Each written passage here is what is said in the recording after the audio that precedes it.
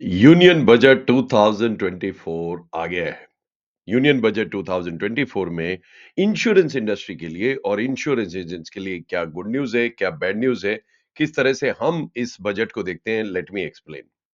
दोस्तों, सबसे पहले ये हमारा पर्सनल टेक है, this is a disclaimer, this is not anybody's official take about the budget.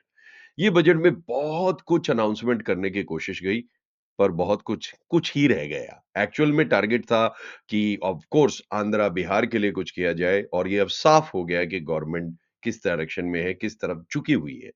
Number 2, आप किसान के लिए क्या कर रहे हैं, बेरोजगारों के लिए क्या कर रहे हैं और फिर आप मिडिल क्लास के लिए क्या कर रहे हैं?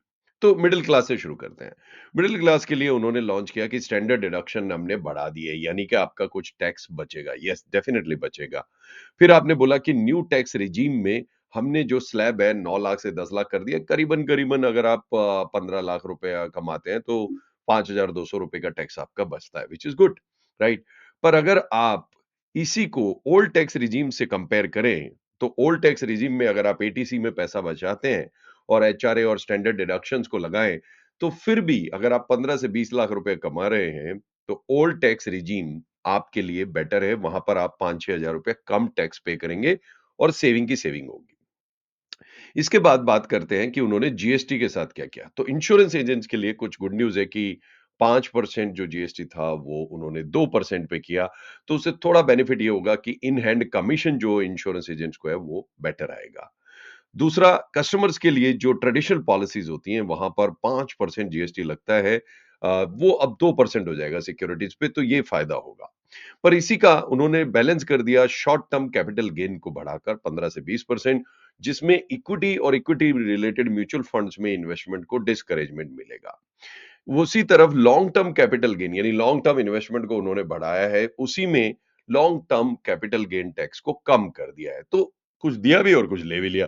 It is like this what the government has done.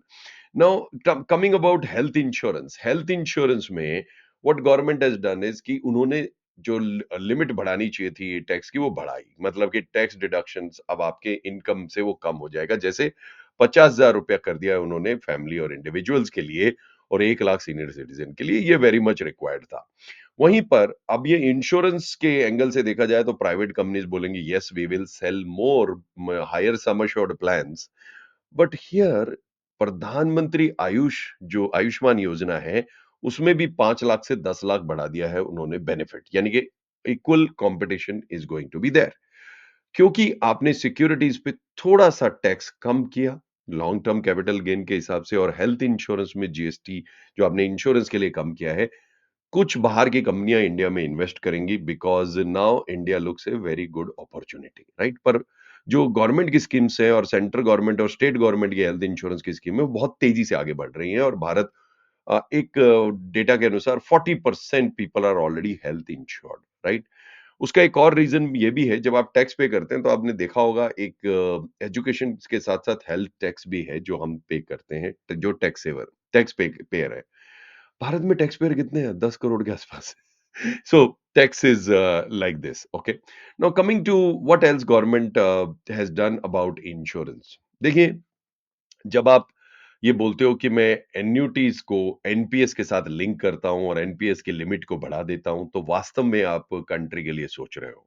क्योंकि भारत में आज यंग कंट्री है और 20-25 साल बाद हम सब लोग रिटायर होंगे, और एनपीएस इतना जबरदस्त रिटर्न भी नहीं देता है, पर वो ट्रेडिशनल पेंशन से बेटर है। तो ट्रेडिशनल पेंशन से बेटर रिटर्न है, और उसमें आपने एम्प्लॉयर की लिमिट भी बढ़ाई है और लाइफ इंश्योरेंस एन्युटीज की, ये एक अच्छी न्यूज़ है। इससे रिटायरमेंट जो प्रोडक्ट्स हैं उसको बेचने में काफ़ी बूस्ट मिलेगा, ये मेरा मानना है।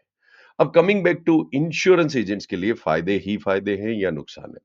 मेरे हिसाब से इंश्योरेंस एजेंट्स को इनडायरेक्टली ये मैसेज है कि आप इंश्योरेंस से ऊपर उठकर फाइनेंशियल डॉक्टर बने। क्योंकि अगर आप सिर्फ इंश्योरेंस पॉलिसीज और इंश्योरेंस पे निर्भर रहेंगे, तो आपका आगे बढ़ना मुश्किल होगा। Cash flow management, state and will planning, लोगों का हायर एजुकेशन फंड मैनेजमेंट और उसके साथ-साथ लोन वगैरह ये सब, यानी कि कंप्लीट डॉक्टर अगर आप बने, तभी आप फ़ायदा उठा पाएँगे। ये जितनी भी रिकमेंडेशन और जितने भी चेंजेस हमारे साथ हो रहे हैं। अगले आने वाले बजट में आप डिजिटाइजेशन के ऊपर और एआई और आईओटी के ऊपर बहुत सारे इन्वेस्टमेंट्स देखेंगे जो भारत में आ रहे हैं।